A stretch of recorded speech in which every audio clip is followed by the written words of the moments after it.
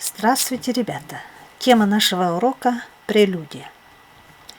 Прелюдия – это латинское слово. В переводе означает «играя предварительно» или «делая вступление».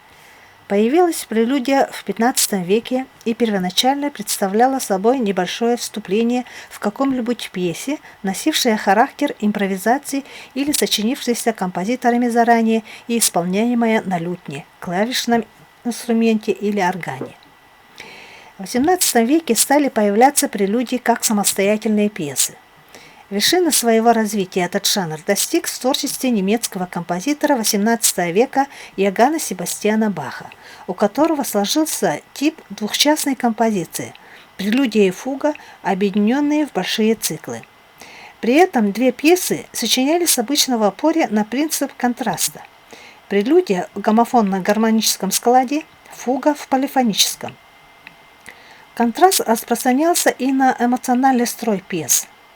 В органах-прелюдиях, а также в маленьких прелюдиях и фугах для начинающих музыкантов Бах выступает как талантливый педагог, стремящийся привить ученикам вкус к сочинительству.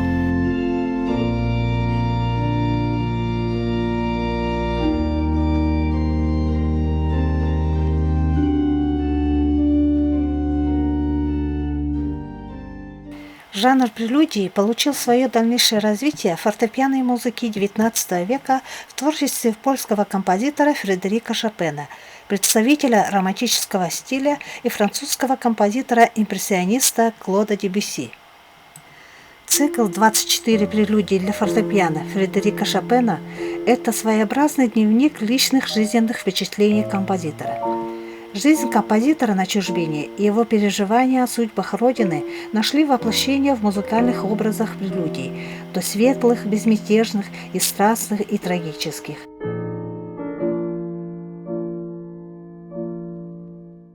Две тетради прелюдий для фортепиано Клода Дебюсси создают образы нереальных пейзажей, навеивают поэтические видения, подражают пластике движений. Жанровые картины имеют поэтические названия: «Паруса», «Туманы», «Шаги на снегу», «Девушка с волосами цвета льна». Значительным достижением в развитии жанра фортепианных прелюдий являются прелюдии русских композиторов Александра Николаевича Скрябина, Сергея Васильевича Рахманинова, Дмитрия Борисовича Кабалевского. Фортепиано с юности стало для Скрябина любимым инструментом, с помощью которого он воплощал свои творческие замыслы. Современник Скрябина, поэт Константин Бальмонт, писал: «В его произведениях словно живут неведомые существа, меняющие формы под воздействием колдовских звуков». 24 прелюдии для фортепиано, созданные частью в России, частью за границей, отразили различные жизненные впечатления композитора. «Годы странствий» – так мог бы назвать автор своей миниатюры. Некоторые из них – образцы светлой и безмятежной лирики, другие – наполнены проникновенно скорбными интонациями.